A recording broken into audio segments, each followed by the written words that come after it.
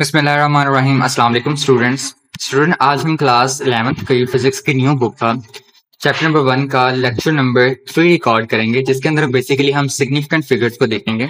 Last time जब हमने lecture पढ़ा था जिसके अंदर हमने अनसर्टेनिटी इन अ मेजरमेंट को डिस्कस किया था, तो हमने ये कहा था कि बेसिकली किसी भी मेजरमेंट के अंदर जो अनसर्टेनिटी है उसको रिप्रेजेंट करने के लिए हम किसका इस्तेमाल करते हैं, सिग्निफिकेंट फिगर्स का इस्तेमाल करते हैं। उसके अलावा हम किसी भी मेजरमेंट की जो एक्यूरेसी है, ठीक है, उसको जानने के लिए सिग्निफिकेंट फिगर्स का इस्तेमाल कर सकते हैं। यानी जितने ज्यादा आपके पास सिग्निफिकेंट फिगर होंगे उतनी ज्यादा आपके पास क्या होगी, उसकी accuracy होगी। So starting with the definition of significant figures, the number of digits of a measurement about which we do feel reasonably sure are called significant figures। ठीक है, किसी भी मेजरमेंट्स के वो डिजिट्स जिनके ऊपर हमें इत्मीनान हो, ठीक है, हम उनके बारे में श्योर हो, ठीक है, उनको हम क्या कहते हैं कि वो हमारे पास क्या है, सिग्निफिकेंट फिगर्स हैं, अहम इनसे हैं। ठीक है, बेसिकली ये क्या करते हैं, रिफ्लेक्ट करते हैं, ठीक है, उस इंस्ट्रूमेंट को जो बेसिकली हम मेजरमेंट के लिए क्या करते हैं, इस्तेमाल करते हैं। फॉर एग्जाम्पल स्टूडेंट्स, अगर मैं एक कैलकुलेटर लेता हूं और इस कैलकुलेटर के थ्रू मैं एक वैल्यू मेजर करता हूं 22/7, ठीक है, देखिए मेरे पास जो आंसर आ रहा है ये एक बहुत बड़ी क्वांटिटी है, ठीक है, इतने ज्यादा नंबर्स हैं, लेकिन क्या ये सारे के सारे नंबर मेरे लिए अहम है? क्या ये मेरे लिए इंपॉर्टेंस रखते हैं?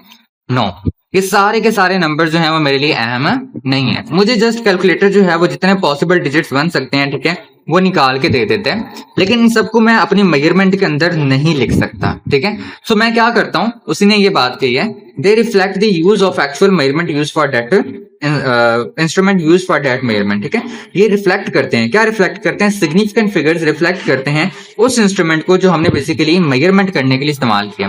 फॉर एग्जाम्पल कि मैं अपनी जो मेजरमेंट कर रहा हूँ, ठीक है, वो एक मीटर रूल से कर रहा हूँ। ठीक है, सो एक मीटर रूल का आप जानते हैं कि लीस्ट काउंट हमारे पास क्या होता है बच्चों, एक मीटर रूल का लीस्ट काउंट हमारे पास बेसिकली क्या होता है, 0.1 सेंटीमीटर होता है। ठीक है, सो लेट्स से कि ये जो रीडिंग आ रही है, ठीक है, ये सेंटीमीटर की है, ठीक है, तो 0.1 सेंटीमीटर, ठीक है, मेरे पास लीस्ट काउंट है किस चीज का, मीटर रूल का, तो इट्स मीन कि हमारे पास भी डेसिमल के बाद कितने आंसर रहने चाहिए, सिर्फ पॉइंट रहने चाहिए, 1 रहने चाहिए। यानी मेरे पास जो सही आंसर है वो 3.1 सेंटीमीटर है, ना कि ये सारे के सारे नंबर्स। ठीक है, सो बेसिकली इससे हमें ये पता चलता है कि हमारे पास जो सिग्निफिकेंट फिगर्स हैं, ठीक है, वो कितने होंगे, तादाद में कितने लिखे जाएंगे। ठीक है, ये डिपेंड करता है किसके ऊपर, कि आपके पास इंस्ट्रूमेंट इस्तेमाल किया जा रहा है, ठीक है, उसका लीस्ट काउंट कितना है। ठीक है, ओके, इसी चीज को हम आपकी बुक से देखते हैं। सो बच्चों, अगर आप अपनी बुक पे देखें तो आपको नजर आएगा कि यहाँ पे वही बात लिखी हुई जो मैंने अभी की है, while using a calculator, एक कैलकुलेटर का यूज करते हुए, the result of any calculation contain many digits, जो आप कैलकुलेशन करते हैं वो बहुत सारे डिजिट रखती है। ठीक है, आफ्टर द डेसिमल पॉइंट के बाद आपको बेतहाशा डिजिट्स मिल जाएंगे। द एडिशनल डिजिट में mislead another person who uses those figure into believing them. ये जो एडिशनल डिजिट आपके पास लिखे होते हैं, ठीक है, ये वाले जो आपके पास एडिशनल डिजिट लिखे हुए हैं, ठीक है, ये आपके पास मिसलीडिंग हो सकते हैं ऐसे शख्स के लिए, ठीक है, जो इन पे क्या कर देगा, यकीन कर लेगा कि ये बिल्कुल दुरुस्त है। ठीक है, how hence they are to be rounded off to the correct number of significant figures. हम क्या करते हैं, इनको राउंड ऑफ कर देते हैं, ठीक है, correct number of significant figures तक, यानी जितने नंबर ऑफ सिग्निफिकेंट बनते हैं, ठीक है, वहां तक हम इन्हें क्या करते हैं, सिंपली लिखते हैं। This can be done by keeping in view the uncertainty और the least count of the instrument. ठीक है, ये कैसे किया जा सकता है कि हमें क्या करना पड़ता है, कीपिंग इन व्यू, ध्यान में रखते हुए कि हमारे पास जो इंस्ट्रूमेंट हम यूज कर रहे हैं, ठीक है, उसकी अनसर्टेनिटी कितनी है, यानी उसका वही ना एब्सोल्यूट अनसर्टेनिटी जो उसका लीस्ट काउंट होता है, ठीक है, वो कितना है, while recording observation and also quoting results of any calculation to the correct number of significant figures। ठीक है, ऑब्जर्वेशन लिखते वक्त, ठीक है, और कैलकुलेशन लिखते वक्त, ठीक है, हम बेसिकली क्या रखते हैं, ध्यान रखते हैं कि हमारे पास हमारा जो इंस्ट्रूमेंट है, ठीक है, उसका लीस्ट काउंट कितना है, ठीक है, और उसकी अनसर्टेनिटी कितनी है। जैसे कि मैंने इस केस के अंदर किया था, ठीक है, मैंने देखा कि मेरे पास जो मेरा बेसिकली स्केल था, ठीक है, उसका लीस्ट काउंट कितना है, 0.1 सेंटीमीटर है। तो मैंने 0.1 का मतलब क्या है कि इशारिया के बाद सिर्फ एक नंबर आता है, तो मेरे जो कैलकुलेटर पे मुझे आंसर मिल रहा था, ठीक है, मैंने उसमें से भी सिर्फ किस पे बिलीव किया कि जो इशारिया के बाद एक नंबर आता है, सिर्फ उस तक बिलीव किया, बाकी सब नंबर्स को मैंने क्या कर दिया, इग्नोर कर दिया। यानी मैं समझता हूँ कि मेरा आंसर सिर्फ 3.1 है, बाकी सब क्या है, मिसलीडिंग है। ओके, इसी चीज को समझने के लिए, अच्छा, एक और वो बात कहता है कि जो आपके पास साइंटिफिक आंसर आता है उसको साइंटिफिक नोटेशन मिलेगा ताकि किसी भी आप परेशानी से बच सकें। ठीक है, एग्जाम्पल के तौर पे हमने वेट किया है, ठीक है, सेम ऑब्जेक्ट का, ठीक है, एक सेम ऑब्जेक्ट का हमने दो डिफरेंट मैसेज से क्या किया, वेट किया। इलेक्ट्रॉनिक बैलेंस से वेट किया तो हमारे पास क्या है 3.145 प्लस माइनस 0.001 ग्राम। ये 0.001 ग्राम आपके पास क्या है, बेसिकली आपके इलेक्ट्रॉनिक बैलेंस की अनसर्टेनिटी है, ठीक है। लीवर बैलेंस की बात करें तो वो आपके पास आपको कितना आंसर निकाल के देता है, वो आपको निकाल के देता है 3.1 प्लस माइनस 0.1 ग्राम निकाल के देते हैं। अच्छा बच्चों, इन दोनों में जो अनसर्टेनिटी है इसको हम बेसिकली क्या कर देंगे, ड्रॉप कर देंगे, क्योंकि हम इस बात से तो अंडरस्टूड है, ये तो हम जानते हैं कि जो लास्ट वाला डिजिट है ना, ये जैसे इसमें इसके अंदर ये 5 जो है, ठीक है, और इसके अंदर जो ये 1 है, ठीक है, ये लास्ट वाला डिजिट जो है वो हमारे पास, वो बेसिकली हमारे पास शकिया है, ठीक है।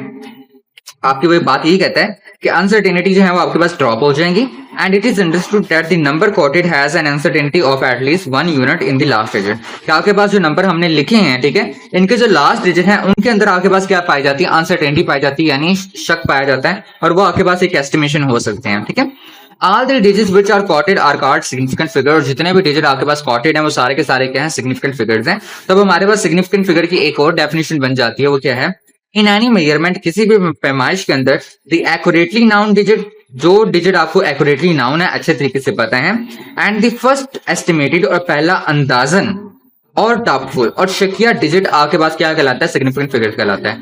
तो इसके अंदर अगर मैं देखूं तो मेरे पास जो 3 है वो आपके पास एक्यूरेटली नाउन डिजिट है, वो 3 ही रहेगा, ठीक है। लेकिन ये जो 1 है ये हमारे पास क्या है, एस्टिमेशन है या डाउटफुल डिजिट है, लेकिन है ये भी सिग्निफिकेंट है, ये भी सिग्निफिकेंट, क्योंकि देखिए इशारे के बाद एक नंबर आ रहा है तो इसमें भी इशारे के बाद एक नंबर आ रहा है, तो इट्स मीन ये भी आपके पास क्या है, सिग्निफिकेंट है, ठीक है। So basically accurately known digit and the first estimation और doubtful digit is also known as significant figures.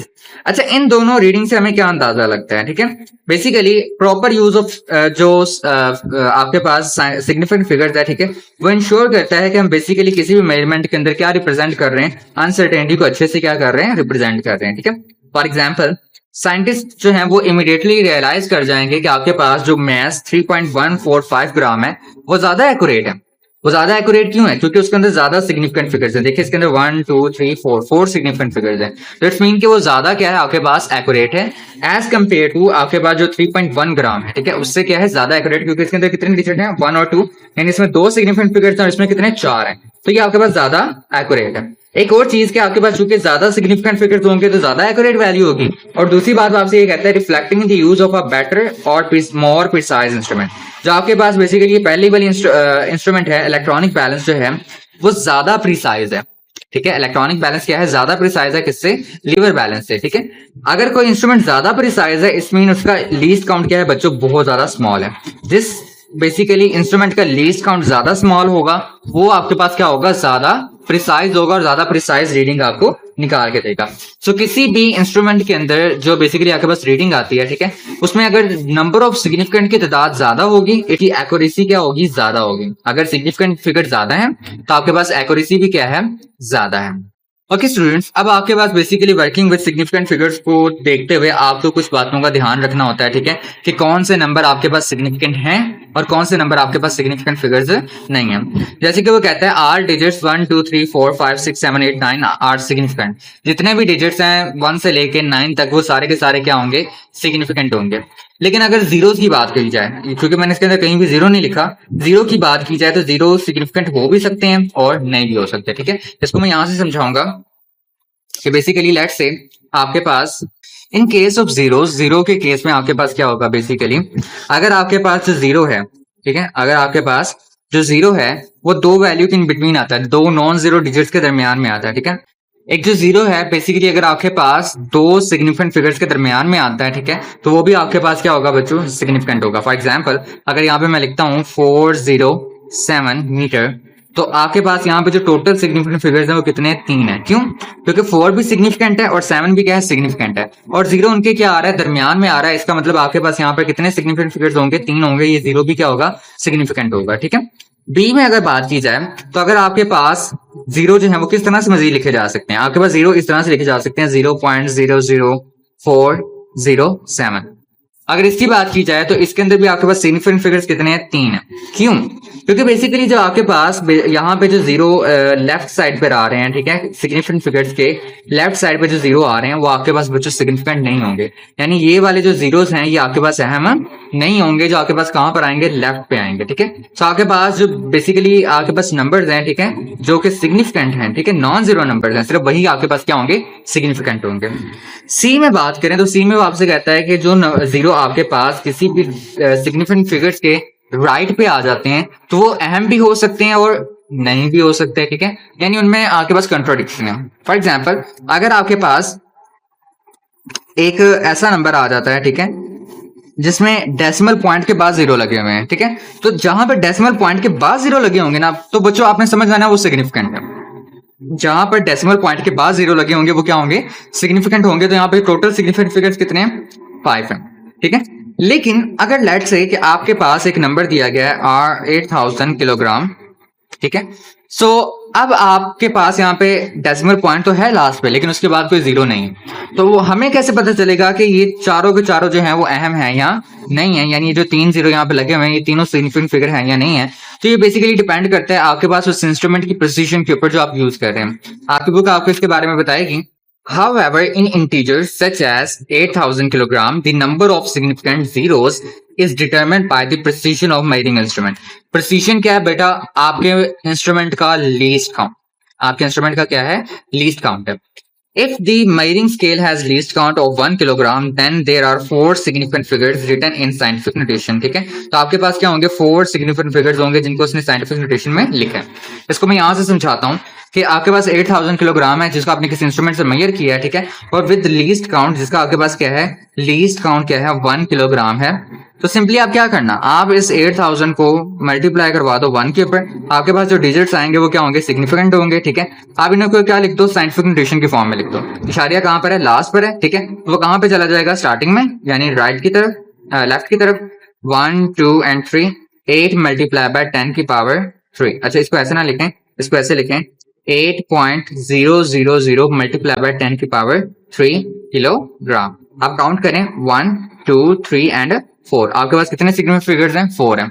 लेकिन अगर क्या होता कि यही आपके पास 8000 किलोग्राम होता, ठीक है, with least count of 10 kilogram, तो आप क्या करें कि इस 8000 को डिवाइड कर दें किसके ऊपर?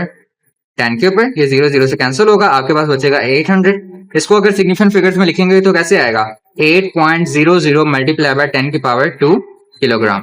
सो 1 2 एंड 3। इस केस में आपके पास सिग्निफिकेंट फिगर्स कितने? 3 है, ठीक है। इसी तरीके से जैसे जैसे आपके पास लीस्ट काउंट कम होता जाएगा, ठीक है, आपके पास बढ़ता जाएगा लीस्ट काउंट, ठीक है, क्योंकि देखिए पहले 1 किलोग्राम था, कम था, अब बढ़ गया, तो आपके पास सिग्निफिकेंट फिगर्स क्या हो गए? कम हो गए।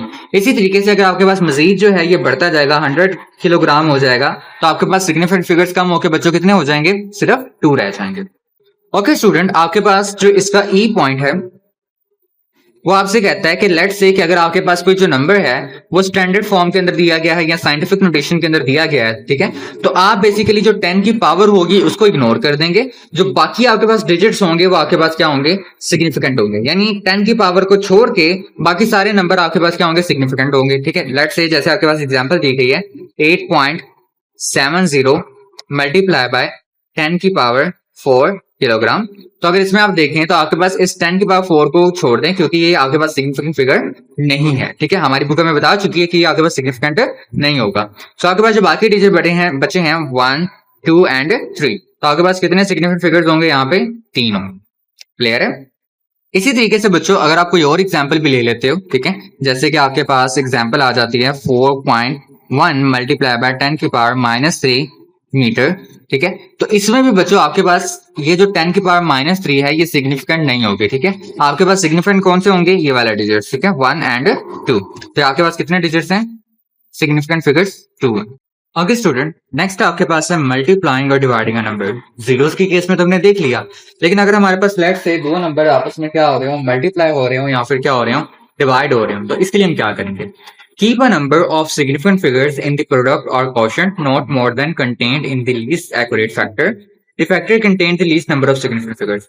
अब ये बेसिकली लिखा तो बड़ी डिफिकल्ट लैंग्वेज में, मैं आपको इसे इजी वर्ड में समझा देता हूँ। तो फॉर एग्जांपल आपके पास अगर दो नंबर आपस में मल्टीप्लाई हो रहे हैं और तीसरा नंबर से क्या हो रहा है, डिवाइड हो रहा है, तो आपने आंसर निकालना है। जैसे आप सिंपल निकालते हैं जो मेथड आप यूज करते हैं, लेकिन जो आपने आंसर लिखना है उसके अंदर कितने सिग्निफिकेंट फिगर्स होंगे, ठीक है, वो इस बात पे डिपेंड करता है कि जो नंबर्स आपके पास मल्टीप्लाई हो रहे हैं या फिर क्या हो रहे हैं, डिवाइड हो रहे हैं, उनमें से लेस एक्यूरेट फैक्टर कितना है, less in the least accurate factor. ठीक है, लीस्ट एक्यूरेट फैक्टर से मुराद क्या है कि जिसके पास least number of significant figure है। किसके पास है? अगर आप इस नंबर को देखें तो इसके पास कितने हैं, 1 2 3 एंड 4, 4 सिग्निफिकेंट फिगर्स हैं।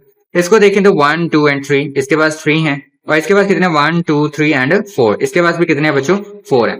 इट्स मीन कि आपके पास जो लीस्ट सिग्निफिकेंट फिगर्स हैं वो किसके पास हैं, 3.64 मल्टीप्लाई बाय 10 टू 4 के पास है। यानी वो आपके पास लीस्ट सिग्निफिकेंट फिगर्स रखती है और लीस्ट एक्यूरेट है। सो हमारे पास जो आंसर होगा वो भी कितने सिग्निफिकेंट फिगर्स रखेगा, वो भी सिर्फ बच्चों 3 ही सिग्निफिकेंट फिगर्स रखेगा। अब मुझे इस आंसर को भी क्या करना है बच्चों, इसके अंदर भी सिर्फ 3 सिग्निफिकेंट फिगर्स होने चाहिए, लेकिन इसमें बहुत सारे फिगर्स आ रहे हैं। तो पहले तो मुझे सीखना पड़ेगा कि मैं यहाँ पर बाकी फिगर्स कैसे खत्म करूं। मैं डायरेक्टली खत्म नहीं कर सकता, मुझे क्या करना पड़ेगा, राउंड ऑफ टेक्निक सीखनी पड़ेगी। ठीक है, सो राउंड ऑफ टेक्निक आपके पास क्या कहती है, number 1, if the first digit drop is less than 5, the least digit retained should remain unchanged। अगर आपके पास वो डिजिट जिसको आपने ड्रॉप करना है, ठीक है, वो लेस देन 5 है, 5 से छोटा है, तो जो डिजिट आप रखना चाहते हैं, रिटेन्ड आप रखना चाहते हैं, ठीक है, वो आपके पास अनचेंज रहेगा, यानी उसको कुछ भी नहीं होगा। फॉर एग्जाम्पल कि अगर मेरे पास कोई नंबर है, ठीक है, 43.4, मैं चाहता हूं कि बेसिकली ये जो 4 है ये क्या हो जाए, ड्रॉप हो जाए। या इसके आगे एक और नंबर लिख लेते हैं, ठीक है, 4।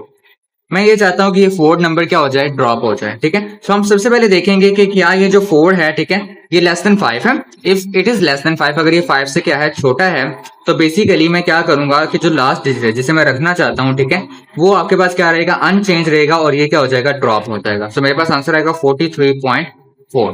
ठीक है, उसके बाद आपके पास बी क्या कहता है, if the first digit drop is more than 5, अगर वो डिजिट जिसे आप ड्रॉप करना चाहते हैं, ठीक है, वो मोर देन 5 है, 5 से क्या है, ज्यादा है, तो the retained digit increase by 1, जो डिजिट आप रखना चाहते हैं वो 1 फैक्टर से क्या कर जाएगा, इंक्रीज कर जाएगा। फॉर एग्जांपल इसी को ले लेते हैं, 43.45, इसे 6 कर लेते हैं, ठीक है, 6। अब देखिए आपके पास जो डिजिट मैं ड्रॉप करना चाहता हूं, ठीक है, वो आपके पास क्या है, 5 से बड़ा है। ठीक है, सो चूंकि ये 5 से बड़ा है तो बेसिकली हम इसे क्या कर देंगे, ड्रॉप तो कर देंगे, लेकिन जिस डिजिट को हम रखना चाहते थे उसे क्या कर देंगे, इंक्रीज कर देंगे बाय 1। सो 43.4 क्या था, अब क्या हो जाएगा, 5।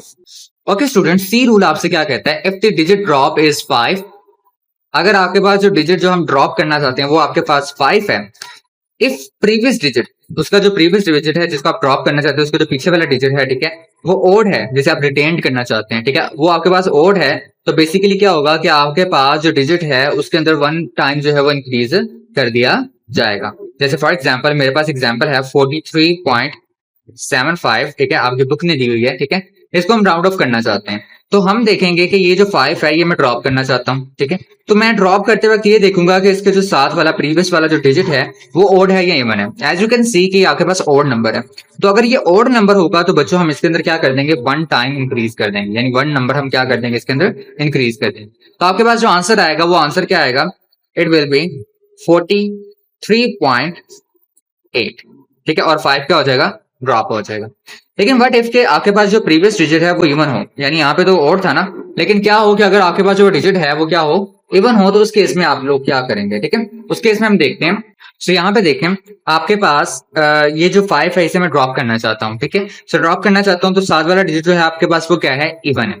So if it is even, अगर आपके पास ये इवन है तो बेसिकली हम क्या करेंगे, हम इसको क्या करेंगे, एज इट इज लिख देंगे। ठीक है, और 5 को क्या कर देंगे, ड्रॉप कर देंगे। सिर्फ ओड के केस में क्या होगा, प्रीवियस डिजिट में एक नंबर इंक्रीज करेगा, लेकिन इवन के केस में आपके पास कोई डिजिट इंक्रीज नहीं करेगा, वो अनचेंज रहेगा। ये आपके पास आएगा 73.6।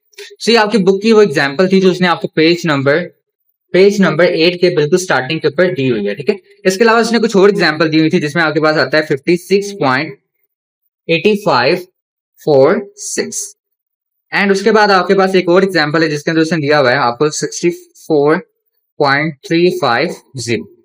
सो आपके पास यहाँ पर देखें ये 6 है ठीक है, विच इज ग्रेटर देन 5, आपके पास 5 से बड़ा है, तो बेसिकली क्या होगा कि ये जाके एक इंक्रीमेंट करेगा इसके अंदर, ठीक है, यानी कुछ ड्रॉप हो जाएगा और इसको क्या कर देगा 5 बना देगा, ठीक है, 4 की जगह अब क्या आ गया 5 आ गया।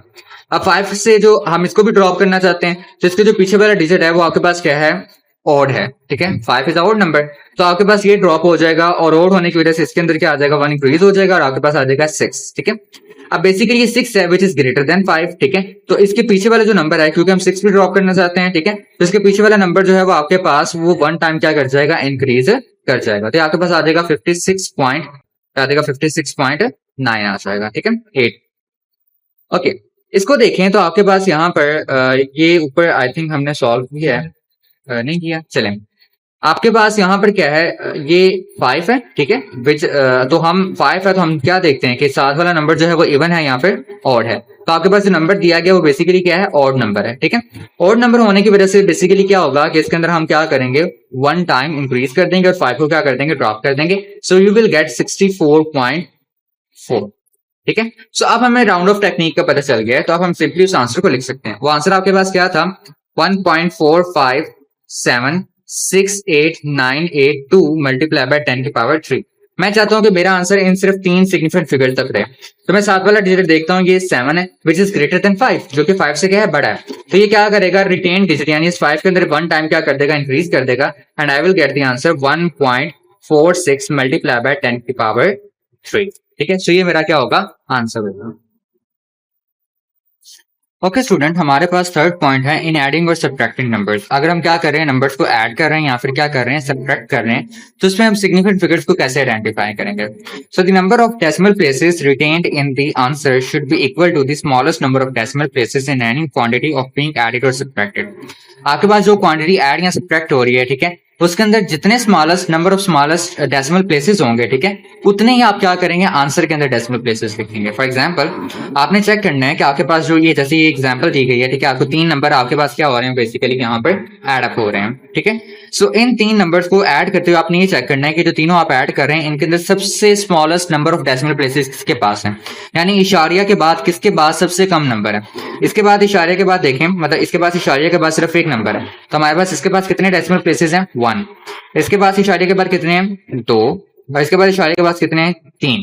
तो सबसे कम किसके पास है, इसके पास है, यानी हमारे आंसर के अंदर भी कितने डेसिमल प्लेसेस होने चाहिए, सिर्फ 1 होने चाहिए। सो मेरे पास 75.523 आंसर आता है, लेकिन जो करेक्ट आंसर होगा वो आपका क्या होगा, 75.5, क्योंकि इशारे के बाद सिर्फ कितने डेसिमल प्लेसेस आने चाहिए, हमारे पास 1 आने चाहिए, क्योंकि हमारे पास बेसिकली जो क्वांटिटी जिनको हम ऐड कर रहे थे या सब्ट्रैक्ट कर रहे थे उनमें भी हमारे पास जो लीस्ट स्मॉलेस्ट या smallest number of decimal places है वो कितने हैं, 1 है, तो आंसर में भी कितने होंगे, आपके पास 1 ही होंगे। इसी तरीके से दूसरी देखें एग्जांपल, जिसमें आपके पास ये 3 नंबर्स आपस में ऐड हो रहे हैं, ठीक है, ये ऐड होकर आपको ये आंसर देते हैं। इसमें देखें तो डेसिमल प्लेसेस कितने हैं आपके पास, बेसिकली 4 हैं, ठीक है, इसके अंदर कितने आपके पास 2 हैं, और इसके अंदर कितने आपके पास 3 हैं, ठीक है। सो स्मॉलेस्ट कितने आपके पास 2 हैं, तो आपके पास जो आंसर है उसके अंदर भी कितने आएंगे, सिर्फ 2 आएंगे, ठीक है, यानी 8.12 आएंगे आपके पास, ठीक है। सो मैं क्या लिखूंगा 8.1, लेकिन 2 के बाद देखें तो आपके पास 7 आ रहा है, आपको राउंड ऑफ करना पड़ेगा, ठीक है, 7 विच इज ग्रेटर देन 5।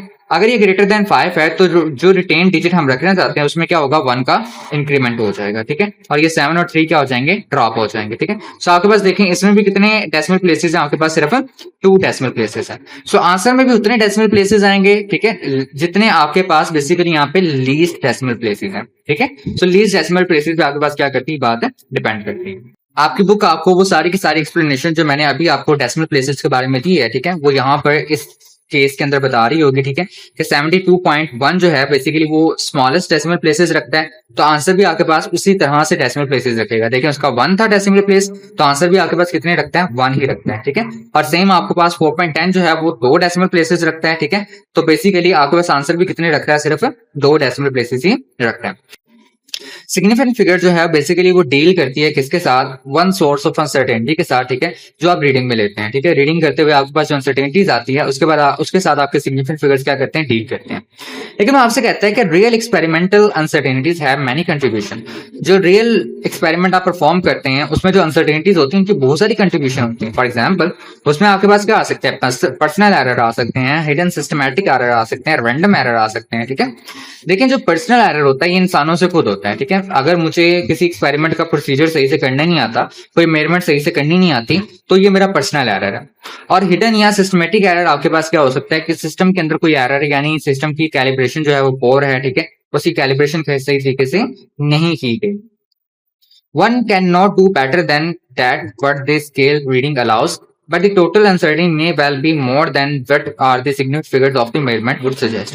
आपके पास जो significant figures आपको uncertainty suggest करके देते हैं, ठीक है, ये uncertainty है। Actual जो uncertainty होती है वो उससे भी क्या होती है, ज्यादा होती है, क्योंकि आपकी measurement के अंदर, ठीक है, experiments के अंदर कुछ और uncertainties में included होती हैं। वो कौन सी होती हैं? Personal error से हो सकती हैं, आपके पास hidden या systematic error से भी हो सकती हैं। आपकी बुक यहाँ पे बच्चों आपको एक क्विक क्विज देती है, ठीक है, इसको हम जल्दी से सॉल्व कर लेते हैं। कहती है कि पहले क्वेश्चन के अंदर आपके पास correct number of significant figures कितने हैं, ठीक है। तो आपके पास यहाँ पे देखें तो 0.00454 मीटर दिया गया, ठीक है। तो इसमें कितने हैं आपके पास? ये जो पहले वाले डिजिट्स हैं ये इग्नोर कर दिए जाएंगे क्योंकि लेफ्ट पे आ रहे हैं। तो आपके पास यहाँ पे सिर्फ कितने सिग्निफिकेंट फिगर्स हैं? 2, ठीक है, 2। इसमें देखा जाए तो आपके पास यहाँ पे भी ये लेफ्ट वाले जीरोस इग्नोर कर दिए जाएंगे, ठीक है। तो यहाँ पे जो आ रहे हैं आपके पास कितने हैं? 4। इसमें भी देखें तो आपके पास लेफ्ट राइट वाले जो सिग्निफिकेंट जीरोस हैं, ठीक है, ऑफ कोर्स वो डेसिमल के बाद आ रहे हैं तो वो इंपॉर्टेंट है, ठीक है। सो 1, 2 एंड 3 आपके पास यहाँ पे कितने सिग्निफिकेंट फिगर्स हैं? 3 हैं, ठीक है। इसमें देखें तो आपके पास लेफ्ट वाला 1 जो जीरो जो है वो इग्नोर कर दिया जाएगा और आपके पास 5 बचेगा और 5 आपको पता है 4 सिग्निफिकेंट होता है, ठीक है। यहाँ पे साइंटिफिक नोटेशन में दिया गया तो साइंटिफिक नोटेशन वाला नंबर आप इग्नोर कर देंगे, ठीक है, और बाकी नंबर 1, 2, 3 आपके पास क्या होंगे? 3 सिग्निफिकेंट फिगर्स होंगे, ठीक है। ये आपको नंबर दिए गए हैं, आपसे कहा जाता है कि इनको अप्रोप्रिएट सिग्निफिकेंट फिगर्स तक लिखें, ठीक है। तो आपने क्या करना है? इन सबको ऐड करना है, जो आपके पास आंसर आएगा आपने उसको appropriate number of significant figures तक लिखना है। देखिए आपके पास हम जब ऐड करते हैं नंबर्स को तो क्या देखते हैं? हम ऐड करते हुए देखते हैं कि हमारे पास स्मॉलेस्ट नंबर ऑफ डेसिमल किस क्वांटिटी के आते हैं। तो देखिए इसमें इशारिया के बाद कितने नंबर है? इशारिया है ही नहीं है, ठीक है। तो अपने पास से भी लगा दोगे तो इशारिया के बाद कितने नंबर हैं? 0 है, ठीक है। इसमें इशारिया के बाद कितने हैं? 2, 1 एंड 2। इसी में कितने हैं? 1। सो आपके पास जो आंसर आएगा उसके अंदर भी इशारिया के बाद सिर्फ आपने 0 ही, यानी आपने कोई भी इशारिया के बाद नंबर नहीं लगाना, ना आप चाहे तो आप इशारिया भी ना लगाइएगा, ठीक है। आप ऐड करके सिंपली लिख दीजिएगा। आपने आंसर निकाल के देना है, ठीक है, appropriate number of significant figures तक, ठीक है। 2 वैल्यूज दी गई, आपने आपस में इनको क्या करना है? माइनस करना है। ऑफ कोर्स ये माइनस हो रही है, इसमें भी आप क्या करेंगे? 3 डेसिमल प्लेसेस देखेंगे। सो यहाँ पे देखें तो आपके पास कितने डेसिमल प्लेसेस हैं? 2। तो इसमें देखें तो कितने? 1 है। सो जैसे कि मेरे पास यहाँ पे आंसर आ रहा है 1.14, तो मैंने सिर्फ एक डेसिमल प्लेस रखना है, ठीक है, यानी इशारे के बाद सिर्फ एक नंबर रहना चाहिए। तो ये 4 ड्रॉप कर दूंगा, मेरे पास क्या आ जाएगा? 1.1 आ जाएगा। Give the answer of the appropriate number of significant figures. Appropriate number of significant figures का आंसर दें, ठीक है। आपने क्या करना होता है? जब आप मल्टीप्लाई या डिवाइड कर रहे होते हैं आपने देखना होता है कि लेस सिग्निफिकेंट फिगर्स किसके पास हैं। इसके पास कितने हैं? 2 हैं। इसके पास कितने हैं? 3 है। इसके बाद कितने हैं? 3 है। तो लेस कितने हैं? 2 है। यानी जो आप आंसर निकालेंगे इनको मल्टीप्लाई और डिवाइड करने से, उसके में भी आपके पास कितने सिग्निफिकेंट फिगर्स होने चाहिए? सिर्फ आपके पास 2 ही होने चाहिए, ठीक है। सो इसको आप खुद सॉल्व कर लीजिएगा, ठीक है। ये बहुत ही इजी आपके पास क्विक क्विज दी गई है। सो स्टूडेंट आज के लिए इतना ही। अगर आपको वीडियो अच्छी लगी है तो अपने चैनल को सब्सक्राइब करना है, ठीक है, वीडियो को लाइक करना है और अपने क्लास 11th के फ्रेंड्स के साथ जरूर शेयर करना है। अल्लाह हाफिज स्टूडेंट्स।